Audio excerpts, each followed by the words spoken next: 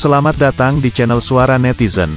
Channel yang selalu membahas informasi yang terhangat di nasional dan mancanegara. Sebelum masuk ke dalam informasi, dukung channel kami, subscribe, like, komen dan tekan lonceng agar sobat netizen mendapatkan informasi terbaru dari kami.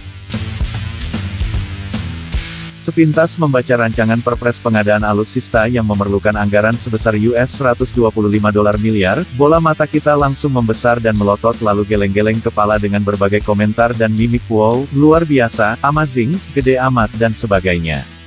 Jumlah duit yang diperlukan sebanyak itu untuk program pengadaan alutsista sampai tahun 2045 sebenarnya biasa-biasa saja. Artinya selama 5 repelita, setiap repelitanya disediakan dana $25 miliar. Sekedar info, ketika program strategis MEF, Minimum Essential Force, Jilid 1 dimulai tahun 2010 di era Presiden SBY dikucurkan dana $15 miliar selama 5 tahun dari pinjaman luar negeri, PLN. Dalam pandangan kita rancangan Perpres itu adalah untuk memantapkan sebuah harapan besar yang untuk horizon hari ini boleh jadi dianggap sebagai ambisi berbumbu pedas tendensius.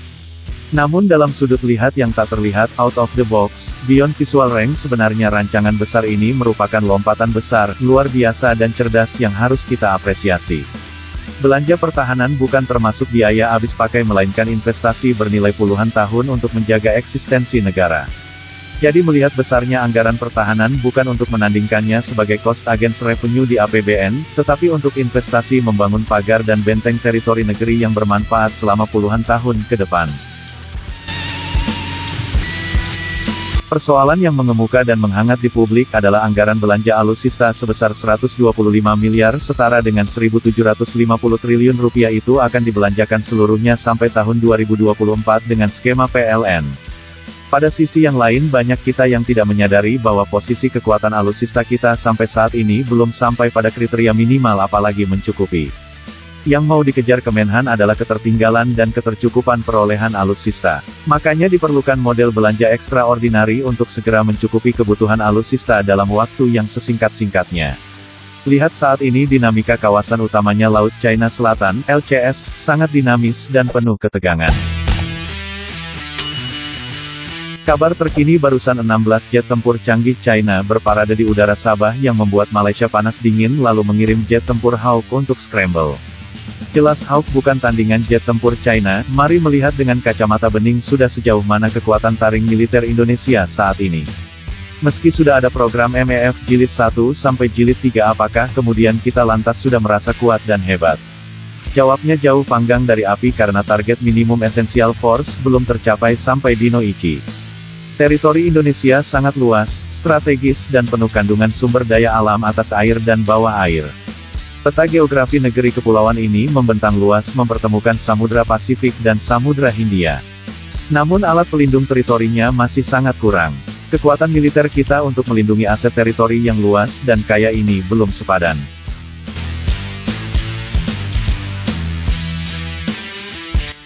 Oleh sebab itu rencana spektakuler Kementerian Pertahanan untuk menggelar program pengadaan alutsista secara terpadu, cepat dan sistematis melalui payung hukum Perpres mestinya kita sikapi dengan cara pandang beyond visual rank, out of the box, dan horizon terjauh. Program ini adalah untuk percepatan perolehan kualitas dan kuantitas alutsista. Kita berpacu dengan waktu untuk segera mendatangkan berbagai jenis alutsista strategis. Saat ini kita membutuhkan tambahan 5 skadron jet tempur, 8 kapal selam baru, 16 fregat baru. Dan itu harus bisa dipenuhi dalam 5 tahun ke depan, kita belum sampai di target minimal meski sudah sampai di Jilid 3 MEF. Dan ada kesan penguatan itu berjalan lambat, bertele-tele, dan setiap kedatangan alutsista pesanan itu, dijamin, terlambat. Kekuatan militer kita dengan sejumlah alutsista yang dimiliki saat ini belum sampai memenuhi ukuran minimal yang dibutuhkan. Negeri yang luas teritorinya seluas benua Eropa hanya dijaga 2 skadron F-16 dan 1 skadron Sukhoi.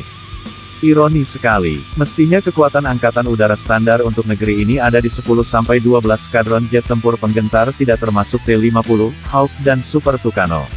Itulah yang ingin dipenuhi dan dipercepat oleh Kemenhan, rencana besar Kemenhan ini selayaknya kita apresiasi.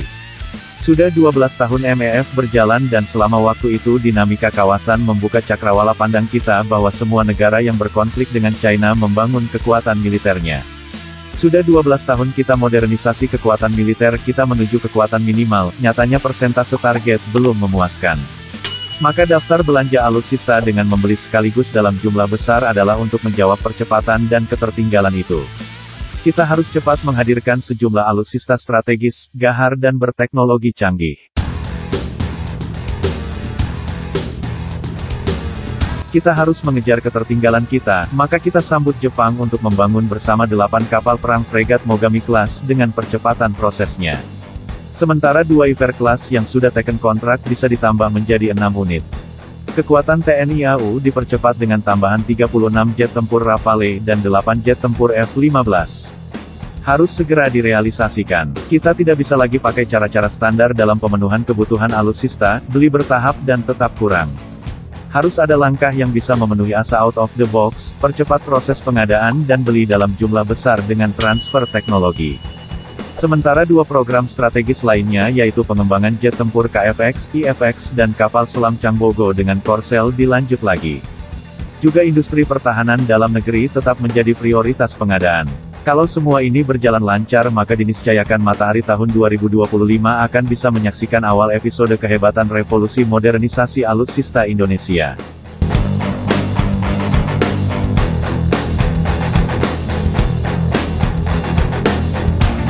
Nah, sobat netizen, itulah informasi terkini yang telah kami sampaikan.